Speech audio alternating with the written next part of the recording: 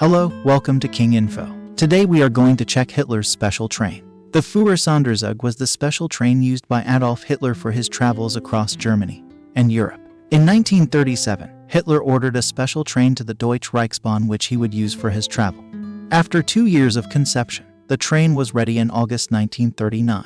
It was first named Führersonderzug Amerika and later renamed Brandenburg.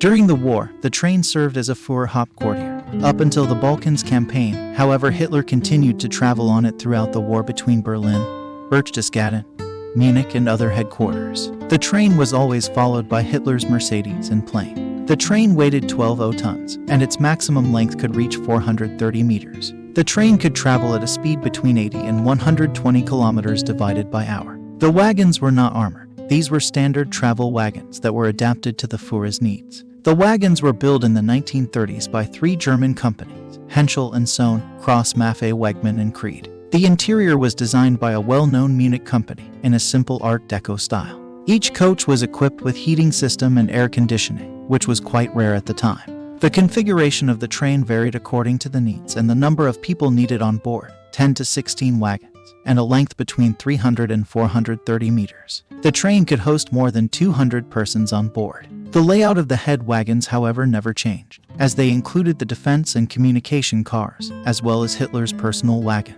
The exact composition of the train is not known, but historical studies show that the following was most certainly accurate. The train was equipped with 2 locomotives, allowing the convoy to function even in the case of a machine failure. However, when using steam engines, the locomotives had to be changed every 200 kilometers with a new one charged with coal. The Führersonderzug could be powered by several types of locomotives, both with steam and electrical engines. For example, the steam BR-52 class KDL-1 for Kriegsdampf locomotive which first appeared in 1942, the Fleischmann, the Rocco, or the Marklin. At both sides of the train were 1 SDPL-4I-39 flakwagen, each equipped with 2 anti-air flak-reeling 38 quadruple tube cannons with center space for crew and munitions for defense against ground and air attacks. The flak cannons of 20 mm were able to fire as far as 7 kilometers on ground and 2.500 meters high with a cadence of fire of 800 shots a minute. 1 baggage car. Hitler's personal car was a Pullman DRB car and included an antechamber guarded by 2 bodyguards, a lounge with a big table and vane maple couches. Hitler's bedroom with a simple single bed, a marble bathroom, 3 rooms for guests, a shower room, and another antechamber with 2 bodyguards. The command and communication car catered to the accompanying Reichssicherheitsdienst, Hitler's personal guard, which could have up to 26 SS men.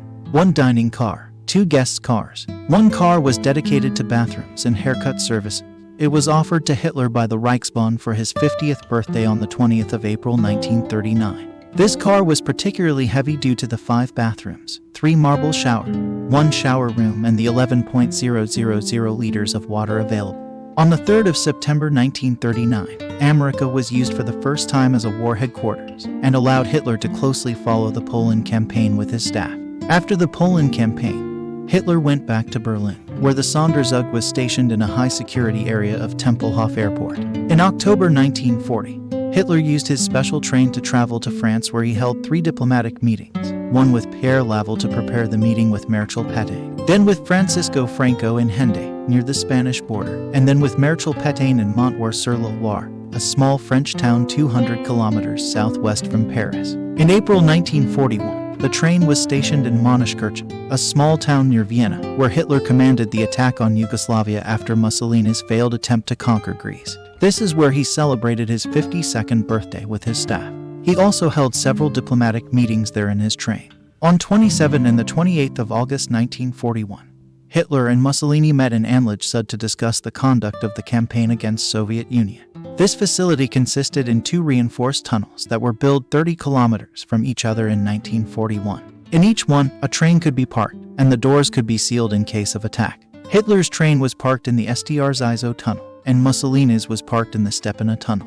On the 16th of January 1945, Hitler leaves his FHQ Adlerhorst to go back to Berlin and travels for the last time in the Führersonderzug. On the 7th of May 1945, after the death of Hitler, the SS decided to blow up and burn Hitler's personal wagon near Malnitz. Britain and United States shared the rest of the train after the war, which was used in occupied Germany. In the 1950s, the cars were given back to Germany. Chancellor Konrad Adenauer used the rest of the Führersonderzug as his personal train, and in the 1960s and 1970s, the wagons were separated and used until the 82nds. Some of the remaining cars are now stored in a museum.